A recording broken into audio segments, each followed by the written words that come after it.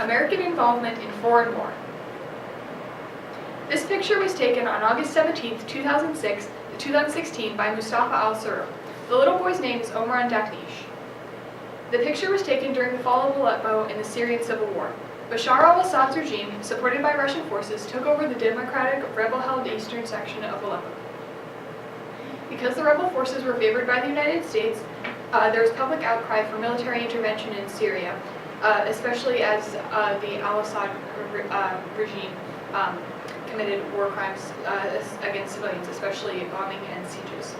However, no help came to the beleaguered people of Aleppo, and the world was forced to watch in horror as the Syrian regime and the resistance fell. I'm Claire with the economic lens, this is Morgan with the historical lens, and Bernie with the social and cultural lens. We have studied the detriments of United States intervention in regional conflicts. Our research question is, should the United States military intervene in regional conflicts in order to influence the people of underdeveloped nations? And our thesis is, military intervention in Native American colonization, the Vietnam War, and the Iraq War are examples of Americans forcing their ideals of exceptionalism onto underdeveloped nations, resulting in unnecessary harm. For our counterargument, Thanasis Kambanis, a senior fellow at the Century Foundation, argues that it is America's moral obligation to intervene in conflicts where war crimes are being committed, such as the fall of East Aleppo Syrian civil war in the autumn of 2016. From an economic standpoint, Harvard University graduate Tyler Cohen, he's also a frequent New York Times columnist, theorizes that scientific innovation meant to help war effort increases economic value. He offers examples such as the Manhattan Project and Sputnik during the Cold War to show that military technology improves civilian quality of life. I'm Morgan with the historical lens. The United States has engaged in rebellious conflict since the birth of the nation. The invasion of America in the 1770s was the start of the United States' history of unwanted intervention. The effects of the settlers' self-interest caused a genocide of natives and relocation to continuously shrinking reservations. David E. Stannard, writer of the book American Holocaust, The Conquest of the New World, outlines the violence Native Americans endured for decades during colonization. Stannard spoke at the Vanderbilt University Holocaust Lecture Series about the extreme violence natives faced, like scalping, mutilation, and rape. An example of this violence was the Sand Creek Massacre.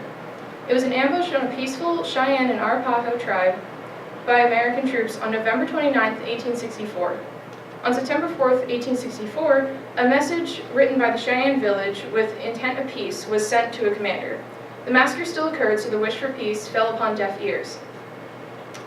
Claudio Sant, a professor, author, and historian of early America, the U.S. South, and Native American studies, developed a map showing all the land stolen from natives and which land was left for them in the form of reservations.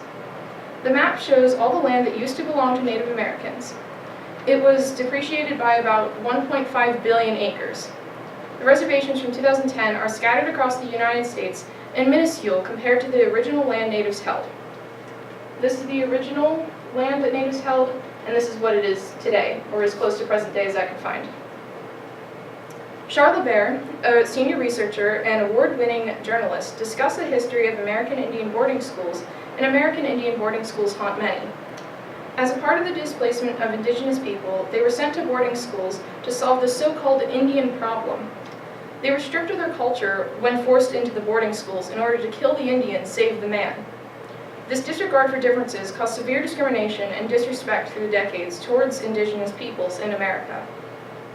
The United States should cede land back to Native Americans from violated peace treaties.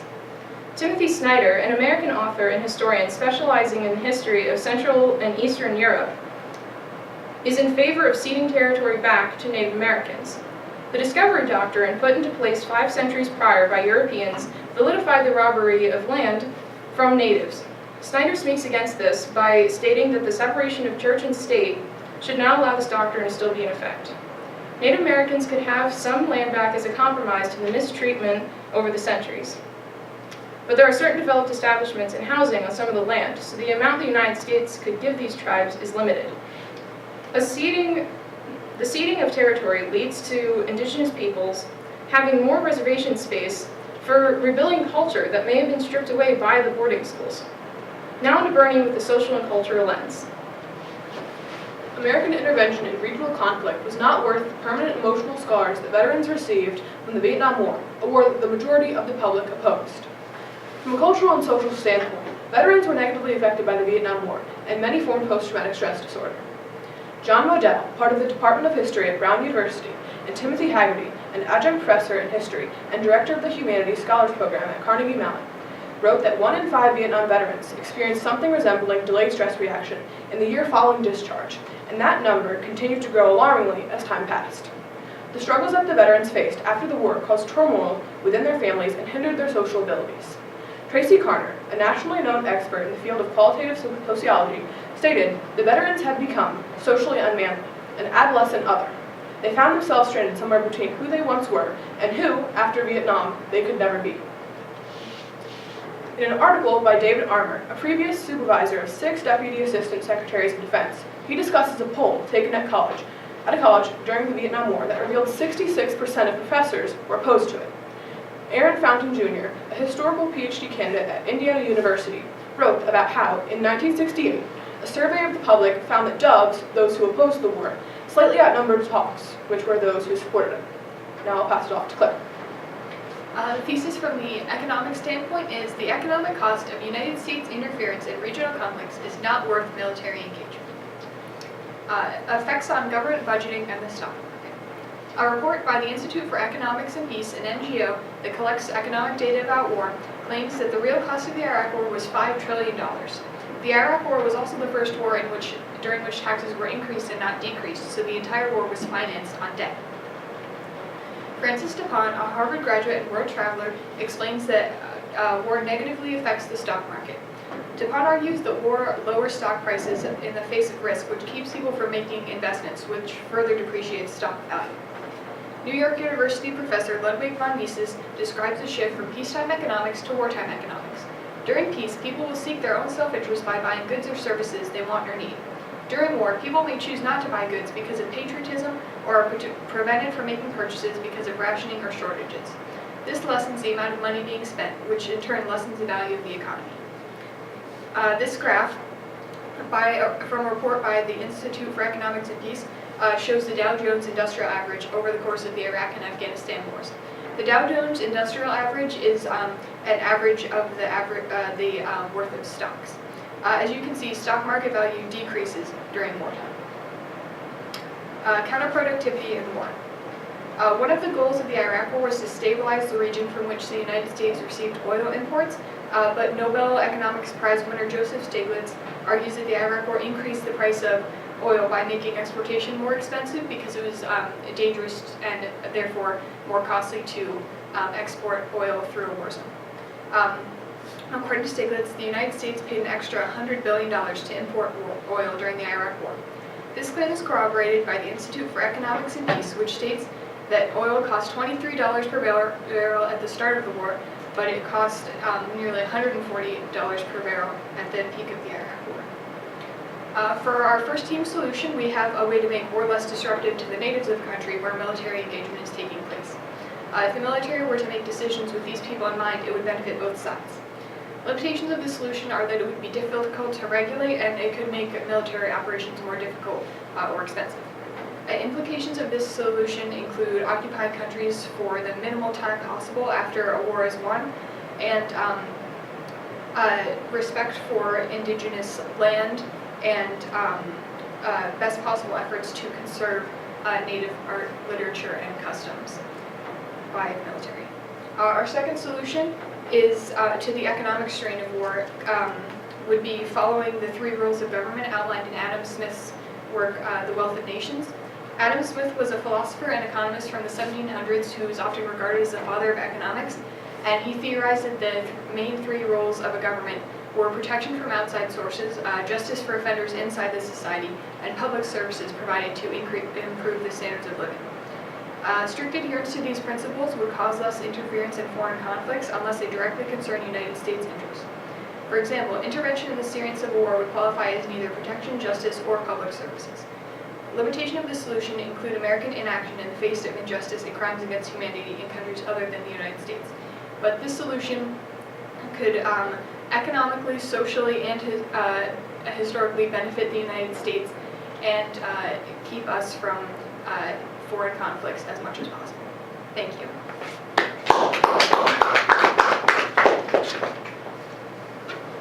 Okay, ladies, we're going to start with Morgan. Can you describe how the content of the team presentation was changed as a result of your group's discussions? We had issues with picking our topic in the beginning, and we decided to go with just regional conflicts and the U.S. getting involved in things they maybe shouldn't. Some of our initial ideas included the Palestine and Israel debate. We found lenses that fit our personal interests. I usually like focusing on historical things, so I went with the more historical lens for the topic we chose. Claire chose the economic because she usually likes dealing with numbers, and Bernie chose the moral lens because she likes focusing on more of the personal things involved with topics. Thank you. Claire, could you give one specific way that your thinking changed as a result of learning about Morgan's findings? Yes.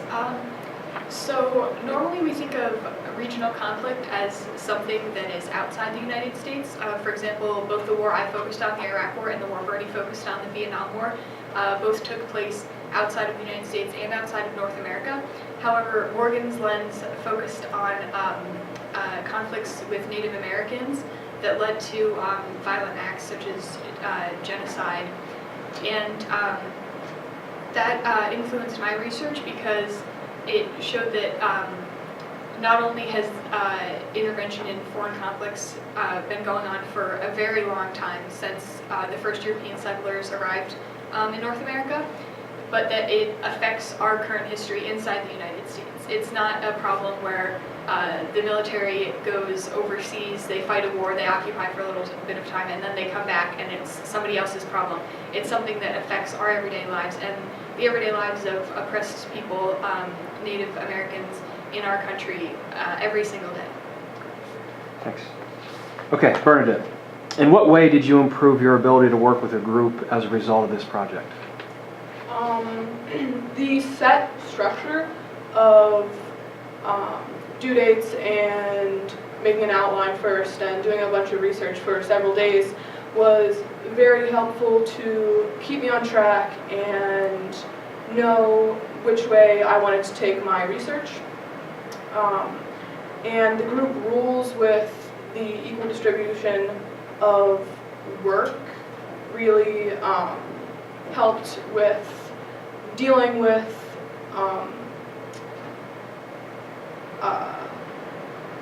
time management and things like that.